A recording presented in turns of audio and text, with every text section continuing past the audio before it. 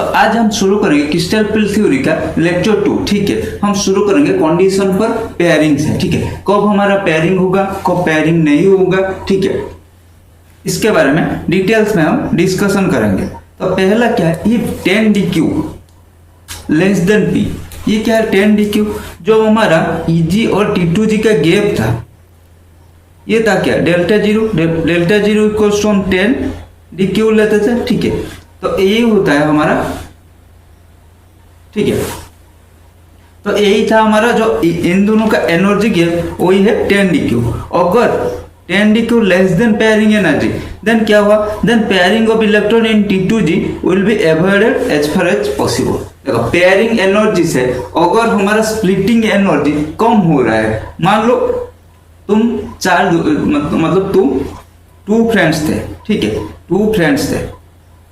ठीक है, अगर तुम्हें सिंगल रूम लेके रहने में कम रेंट पड़ रहा है रेदर देन अगर तुम साथ में रहते हो, ठीक है, तो तुम क्या प्रीफर करोगे, सिंगल रूम लेके रहने को प्रीफर करोगे ना, नहीं प्रीफर करोगे। सिमिलरली यहाँ पे भी वही है, अगर ये यहाँ से यहाँ तक जाने के लिए लेस एनर्जी पड़ रहा है रेदर देन यहाँ पेयरिंग होने से, तो ये क्या करेगा, पेयरिंग को जितना पॉसिबल है वो अवॉइड करते जाएगा। ठीक है, देन कंडीशन 2 क्या है, अगर ये splitting energy greater than pairing energy, then pairing होगा। ठीक है, then maximum number of electron possible in the t2g level, pairing होगा। ठीक है, ये क्या देगा, लॉ स्पिन कॉम्प्लेक्स, ये कब होता है, जब ये डेल्टा जीरो मतलब पेयरिंग एनर्जी ज्यादा होता है तब तो हाई स्पिन कॉम्प्लेक्स। ठीक है, लॉ स्पिन या स्ट्रॉन्ग फील्ड लिगैंड, ये वीक हाई स्पिन या वीक फील्ड लिगैंड के प्रेजेंस में होगा। मैंने दिखाया था पिछले क्लास में, जो स्प्लिटिंग होता है जब स्ट्रॉन्ग फील्ड रहता है इनका एनर्जी गैप कम रहता है, सॉरी जब वीक फील्ड होता है इनका एनर्जी गैप थोड़ा कम रहता है rather than जब स्ट्रॉन्ग फील्ड होता है तो एनर्जी का गैप ज्यादा रहता है। ठीक है, then if 10dq equal to p, then both high spin and low spin complex may remain in equilibrium giving rise to spin isomerism। तो हमने क्या सीखा, अगर 10dq मतलब अगर splitting energy less than pairing energy हुआ तो तब पेयरिंग नहीं होगा। ठीक है, ये हाई स्पिन कॉम्प्लेक्स। ठीक है, और वीक फील्ड लिगैंड। ठीक है, जब हमारा splitting energy greater than pairing energy होगा तो क्या होगा, पेयरिंग होगा। ठीक है, उस टाइम क्या होगा, वो लॉ स्पिन कॉम्प्लेक्स या स्ट्रॉन्ग फील्ड लिगैंड देंगे। ठीक है, ये टोटली पेयरिंग डिपेंड करता है, मतलब जनरली डिपेंड करता है लिगैंड का स्ट्रेंथ के ऊपर। ठीक है, then important factors controlling the pairing energy क्या क्या है, pairing energy decreases for the हार्बियर कोएंजर। ठीक है, हार्बियर जब को मतलब नीचे आते हैं 45d सीरीज में तो क्या होता है, तो मतलब स्प्लिटिंग एनर्जी ज्यादा हो जाता है, पेयरिंग एनर्जी कम हो जाता है। ठीक है, pairing energy increases with increase in positive oxidation number. ठीक है, the positive oxidation state of central metal atom, pairing energy decreases with decrease in electron density of the electron density of a particular oxidation state। ठीक है, pairing energy increases with increase of loss of exchange of energy, pi acid ligand can reduce the pairing energy। ठीक है, तो इन सब क्षेत्र में मतलब जहां पेयरिंग एनर्जी कम होता है तो क्या होता है, वहां पेयरिंग पहले होता है। ठीक है, जहां पेयरिंग एनर्जी ज्यादा होता है, मान लो देखो जैसे हम मान लो एक कोबाल्ट 3+ ऐसे कंपाउंड जैसे ऑक्सीडेशन स्टेट बढ़ा तो क्या करेंगे हम, उस टाइम हम क्या करते थे, मतलब लॉ स्पिन कॉम्प्लेक्स फॉर्म करता था तो पेयरिंग होता था, तो पेयरिंग एनर्जी कम होता था। तो इसलिए जहां पेयरिंग एनर्जी घटा वहां पॉसिबिलिटी आ गया हमारा पेयरिंग का। ठीक है, रेदर देन पहले स्प्लिटिंग का। ठीक है, then condition favouring the low spin complex formation, क्या क्या कंडीशन है देख लेते हैं। पहला condition, high positive charge on metal centre. दूसरा condition, pi acid ligand. Then देखो in general high oxidation state favours low complex formation. Then क्या है, हेवियर कोएंजर, हेवियर मतलब 40 और 5d series give higher value and lower pairing energy to favor the low spin state, ठीक है। then pi oscillator generally favor formation of low spin complex। तो ये तीनों का कंडीशन में, तीनों कंडीशन में क्या होता है, पहले पेयरिंग होता है, पेयरिंग एनर्जी लेस होता है rather than splitting energy।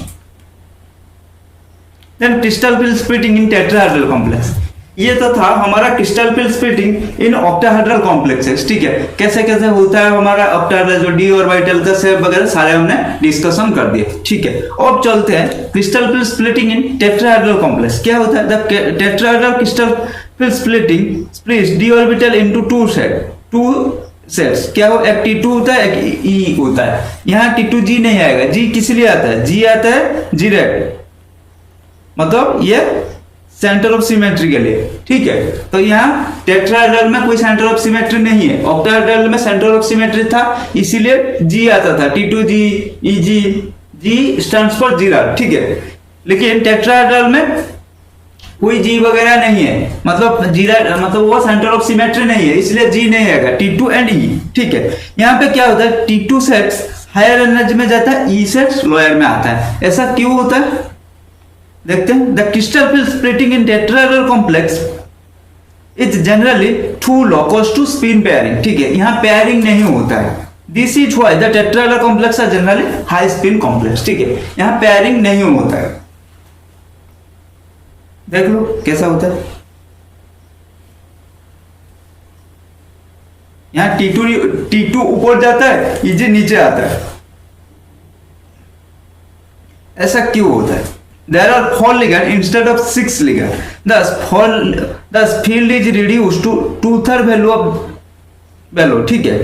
इसलिए क्या होता है, देखो, the direction of orbital does not match with the direction of ligand. This factor also reduce the value by further 2/3 means। देखो क्या होता है, हम अगर कंपेयर करने जाए ऑक्टाहेड्रल एंड टेट्राहेड्रल का क्रिस्टल पे मतलब एनर्जी का, ठीक है, जो डेल्टा जीरो ये ऑक्टाहेड्रल के लिए, डेल्टा टी ये टेट्राहेड्रल के लिए, इन दोनों का अगर कंपैरिजन किया जाए, देखो पहले तो डेल्टा जीरो में नंबर ऑफ लिगेंड, ऑक्टाहेड्रल में नंबर ऑफ लिगेंड 6 होता है और टेट्राहेड्रल में नंबर ऑफ लिगेंड 4 होता है, ये था पहला फैक्टर। दूसरा था जो ऑक्टाहेड्रल में लिगेंड अप्रोच करते हैं ना, ठीक है, तो वो क्या होता है, वो मतलब एक्सिस से अप्रोच करते हैं, ठीक है। तो कुछ मतलब डी ऑर्बिटल उनके आमना सामना हो जाता है, ठीक है। लेकिन यहाँ क्या होता है, यहाँ डायरेक्शन कोई मतलब एक्सिस से नहीं करता है टेट्राहेड्रल में, ठीक है, एक्सिस से अप्रोच नहीं करता, तो डायरेक्टली इनके सामने कोई नहीं आता है, इसीलिए ये एक फैक्टर है इनका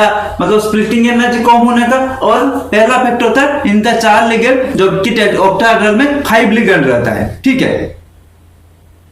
delta T equals to 4/9 delta zero. देखो कैसे हुआ, ये 2/3 वैल्यू को क्या इस फैक्टर ने 2/3 किया, तो दोनों को अगर कर देंगे तो 4/9 हो जाएगा, ठीक है। दो फैक्टर, एक ने 2/3 डिक्रीज किया, दूसरे ने 2/3 डिक्रीज किया, अगर दोनों को कंबाइन कर दिया तो क्या होगा, 4/9 डिक्रीज होगा। तो delta T equals to delta zero into 4/9, 4/9 times कम हो गया।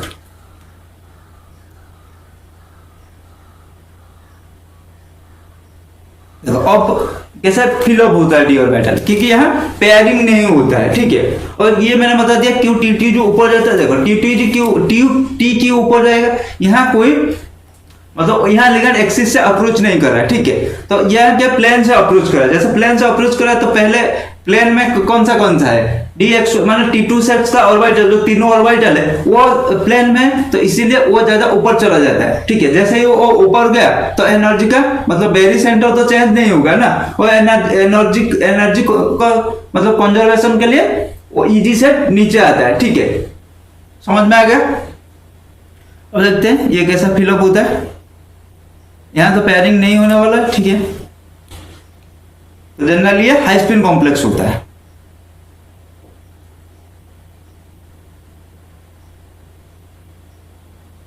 यहाँ है देन यहाँ आ जाएगा, ठीक है।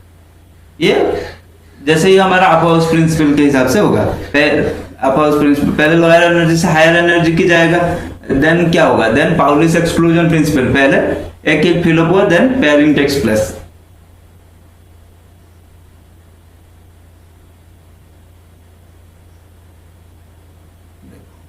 यहाँ यहाँ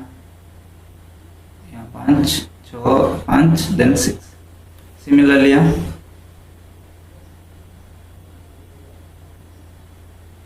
ठीक है, then हो गया। आगे चल तो D9 D10, ठीक है, समझ में आ गया।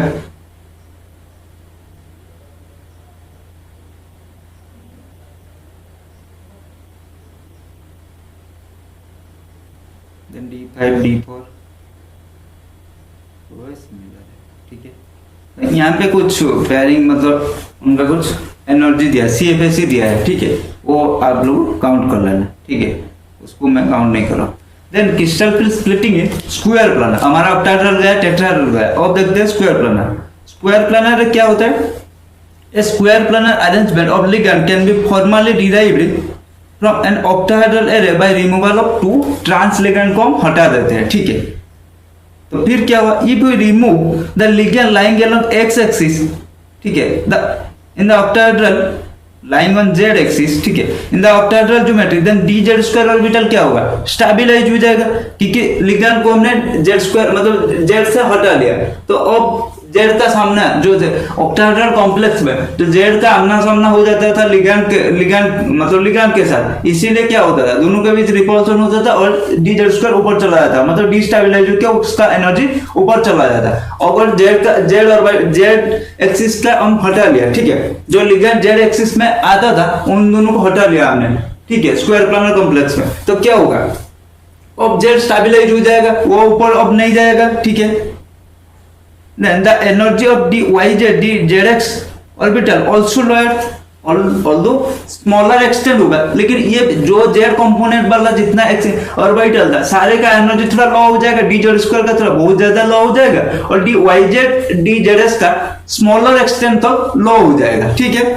ये z है, ये x नहीं है, ठीक है। देखते हैं कैसा होता है फिर। देखो XY ये था हमारा ZX, ये ZX YZ, क्यों ऐसा हुआ मैंने बता दिया। हम मतलब ऑक्टाहेड्रल का Z कंपोनेंट से 2 लिगैंड को हमने हटा दिया, स्क्वायर प्लानर बन गया, ठीक है। जैसे ही Z कंपोनेंट से 2 हटा लिया तो Z वाला जो जितना ऑर्बिटल था Z वाला वो उन सब का एनर्जी डिक्रीज हो जाएगा। इसीलिए पहले T2 का dxy dyz dzx में dxy का एनर्जी ऊपर चला जाएगा, dyz एंड dzx का एनर्जी नीचे चला जाएगा।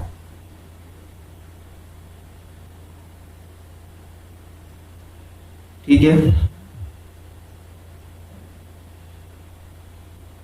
dxy, ठीक है, ये yz होगा बेटा, ठीक है, ये yz, ठीक है, dyz। देन dxy में किसका नीचे आएगा बताओ? dz स्क्वायर का नीचे आएगा, फिर dxy थोड़ा ऊपर चला गया dz स्क्वायर। पहले स्प्लिटिंग ऐसा हुआ, ठीक है, फिर क्या होगा? dz स्क्वायर ये नीचे चला जाएगा। तो इसको याद कैसे रखेंगे? ठीक है, कंफ्यूज हो जाएगा, इसको याद कैसे रखोगे, मतलब इसको याद कैसे करोगे आप? मतलब देखो ऑक्टाहेड्रल में क्या होगा? ऑक्टाहेड्रल का हमने जेड कंपोनेंट हटा लिया, ठीक है, ऑक्टाहेड्रल का जैसे ही जेड कंपोनेंट हटा लिया, जितना भी जेड वाला ऑर्बिटल है dxz dyz and dz square उन सब का एनर्जी नीचे चला जाएगा dxy and dx square minus y square का कंपैरिजन में, ठीक है, ये था पहला। देन eg ऊपर रहता था ऑक्टाहेड्रल में, तो eg तो ऊपर, eg के ऊपर रखना है, ठीक है। eg का जो 2 ऑर्बिटल था dx square minus y square dz square नीचे आ जाएगा, ठीक है। Then dx square minus y square थोड़ा ऊपर चला जाएगा, ठीक है। सिमिलरली इसका क्या होगा? dxy dyz dzx का dx मतलब dyz dzx नीचे आ जाएगा, dxy ऊपर चला जाएगा। फिर क्या होगा? dz स्क्वायर मतलब x टर्म से और भी नीचे आएगा, ठीक है, तो dxy से और नीचे आ जाएगा। तो एनर्जी का ऑर्डर क्या होगा? dxz dyz then dz square then dxy then dx square minus y square. ये था हमारा स्क्वायर प्लानर कॉम्प्लेक्स का। Then crystal field splitting in square pyramidal complex. देखो स्क्वायर प्लानर तक तो आपका इंपोर्टेंट था, ठीक है, नेट और गेट जो भी एंट्रेंस का हम देखेंगे वो एग्जामिनेशन पॉइंट ऑफ व्यू से, ठीक है, बट ये सब भी आपको जानने जरूरी है, ठीक है। Crystal field splitting in square pyramidal complex. In square pyramidal geometry, for loops dx square minus y square orbital directly face the ligands and this is most destabilized orbital. ठीक है, the dz square orbital directly face one ligand, it is also destabilized next to dx square minus y square. Square pyramidal में क्या होगा, dx square minus y square का energy सबसे ज्यादा, then dz square out of dxy dyz dzx orbital, the dx square or dxy orbital lying in the xy plane, ठीक है, will be relatively more destabilized compared to yz and xz. ठीक है, तो देख लो कैसा होगा, dxz dzx का सबसे नीचे होगा, देन उसका ऊपर कौन रहेगा, dxy रहा, उसका ऊपर dz स्क्वायर और उसके ऊपर कौन आएगा, dx square minus y square. ये रहेगा आपका स्क्वायर पिरामिडल कॉम्प्लेक्स का एनर्जी का ऑर्डर. ठीक है, मैंने crystal field splitting of different geometry का एक एनिमेशन बना के पहले से ही डाला, 3 या 4 मिनट का एनिमेशन है, वो वाला देख लो. ठीक है, आपको आ जाएगा, पता आ जाएगा, एनर्जी का ऑर्डर पता लग जाएगा. Then trigonal bipyramidal. Trigonal bipyramidal में क्या होता है, if the equatorial plane lies in xy plane, the axial ligands lie in plus minus z direction. If the equatorial plane lies in xy plane, the axial ligand lie in plus minus z direction. In equatorial plane, the dx square minus y square and dxy orbital do not directly face all ligands. All ligands, ठीक है, all the equatorial ligands, but they are equally affected by equatorial ligands. Thus dz square orbital experience the maximum repulsion from the direct facing ligand. ठीक है, तो इसका सबसे ज्यादा energy होगा. ठीक है, dx square minus y square and dxy orbital lying in equatorial plane also experience the repulsion to the some extent from the equatorial ligand. ठीक है, ये दोनों एक्सियल प्लेन में रहते हैं, तो ये some extent तक इनका लगेगा. तो ये क्या होगा, these orbital are also destabilized more compared to dyz and dzx. तो पहले क्या, तो सबसे नीचे एनर्जी किसका रहेगा, dxz dyz का रहेगा. ठीक है, उसके बाद dxy, then dx square minus y square, then dz square. देख लो, देखो dx square minus y square dxy, ये दोनों का सेम रहेगा, dxz dyz, देन ऊपर सबसे ऊपर क्या कौन रहेगा, dz स्क्वायर. समझ में आएगा, ये इक्वेटोरियल प्लेन में था, ये इक्वेटोरियल एक्सिस में था. ठीक है, then linear geometry, removal of two axial ligand from TBB trigonal bipiramidal geometry will stabilize the dz square orbital. देखो, अगर TBB का 2 axial ligand हटा देंगे तो ये बन जाएगा हमारा लीनियर. ठीक है, लीनियर का अगर क्या होगा, एक्सियल लिगेंड हम हटा देंगे तो क्या होगा, dz स्क्वायर ऑर्बिटल स्टेबलाइज होगा and orbital having z component वो भी स्टेबलाइज हो गया. तो स्टेबलाइज हो गया तो उसका एनर्जी कम हो गया. देखो, हम यहाँ पे 2 एक्सियल लिगेंड हटा दिया. ठीक है, तो फिर क्या हो जाएगा, एनर्जी का ऑर्डर dx, ये दोनों का ज्यादा हो जाएगा और इसका सबसे कम आ जाएगा. ठीक है, in linear geometry the dz square orbital directly face the ligand will be destabilized most. Consequently the yz dxz orbital bearing the z component will be destabilized more compared to dxy lacking the z component. देखो कैसे होता है, फिर dxz yz then dz square. ठीक है, देखो यहाँ पर था जो पहला कंडीशन बताया, अगर वहां पे टीबीपी से हमें जेड कंपोनेंट सिर्फ हटाते थे तो फिर ऐसा होता dz स्क्वायर का नीचे आ जाता. ठीक है, जैसे मैंने कंफ्यूज मत होना, सर ये क्या बताया, लीनियर ज्योमेट्री का एक पेज में एक बताया, दूसरा पेज में दोनों बताया. देखो ये वाला था, अगर 2 एक्सियल लिगेंड हम ट्राइगोनल बाइपिरामिडल ज्योमेट्री से हटा देते तो फिर ये क्या होता, ये ट्राइगोनल प्लानर है. सॉरी बेटा, ये लीनियर नहीं, ये ट्राइगोनल प्लानर होगा. अरे 2 एक्सियल, देखो टीबीपी ज्योमेट्री क्या था, ऐसा था. अगर 2 एक्सियल लिगेंड हटा देंगे तो ये क्या हो जाएगा, ये ट्राइगोनल, ये लीनियर कैसे होगा, ये ट्राइगोनल ज्योमेट्री होगा. ठीक है, तो ये याद रखना, ये थोड़ा गलत हो गया था. ठीक है, क्रिस्टल फिल्ड स्प्लिटिंग इन ट्राइगोनल ज्योमेट्री. ठीक है, अगर हम टीबीपी से 2 एक्सियल लिगेंड हटा देंगे तो वो हो जाएगा ट्राइगोनल ज्योमेट्री. ठीक है, ट्राइगोनल प्लानर ज्योमेट्री. तो उसके लिए ये ऑर्डर, ठीक है, गलत हो गया था, सॉरी. देन लीनियर ज्योमेट्री में क्या होगा, लीनियर ज्योमेट्री में डी जेड स्क्वायर ऑर्बिटल क्या करेगा, वो डायरेक्टली फेस करेगा लिगैंड को, इसलिए वो डिस्टेबलाइज मूव होगा। इसी ऐसा ही जेड कंपोनेंट वाला डिस्टेबलाइज मूव होगा। देखो D x square minus Y square D x Y, ये स्टेबलाइज होगा। देन उसके ऊपर रहेगा D x Z, then D Y Z, then common रहेगा डी जेड स्क्वायर। ठीक है। देन पेंटागोनल बाइपिरामिडल लीनियर हो गया, और लीनियर और ट्राइगोनल मतलब देखो याद रखना, ट्राइगोनल बाइपिरामिडल से 2 एक्सियल हटा दिया तो हमारा हो गया ट्राइगोनल प्लानर। ठीक है, वो दोनों लोग आसान है। ऑक्टाहेड्रल से हमने क्या किया, ऑक्टाहेड्रल से एक लिगेंड हटा लिया, जेड एक्सिस वाला लिगेंड हटा लिया, वो हो गया स्क्वायर प्लानर। याद रखने में आसान होगा। ठीक है, यहाँ पे ट्राइगोनल पिरामिडल से ये हटा लिया, मतलब उसका एक्सियल हटा लिया तो ट्राइगोनल प्लानर हो गया। ठीक है, लीनियर हो गया। देन पेंटागोनल बाइपिरामिडल ज्योमेट्री, ये सब इतना इंपॉर्टेंस नहीं है। ठीक है, इसलिए एनर्जी का ऑर्डर शिफ्ट देख लो। डी एक्स स्क्वायर पहले कौन आएगा, सबसे नीचे d x z d Y Z, then उसके ऊपर d x y d x square minus Y square, then d Z square, then square anti prismatic